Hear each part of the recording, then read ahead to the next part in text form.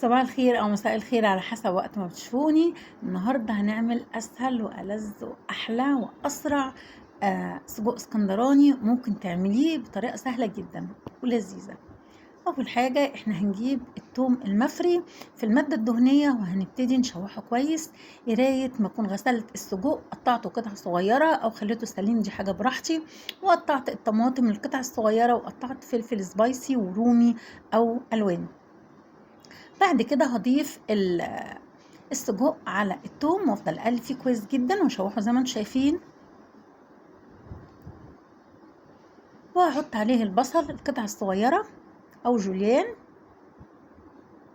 وبعدين الطماطم القطع الصغيره برضو هقلبهم كويس، واضيف الملح، الفلفل الاسمر، سنه بهارات وسنه كمون، يعني ربع معلقه وربع معلقه. هنا ضفت الفلفل الحامي، وهنا فلفل الوان بس كان فروزن، هيفك دلوقتي مع السخونيه. هقلبه كويس جدا وهبقى محضره نص كوبايه ميه هضيفه على السجق زي ما انتم شايفين كده، وهيستوي وبس خلاص. بصوا بقى هيبقى منظره خطير. انا قلت لكم قبل كده ان انا عندي مشكله في الاضاءه، بس دلوقتي لما غيرت الاضاءه هوريكم الالوان قد ايه مختلفه، فعلا بتنقل الصوره لمكانه تانية.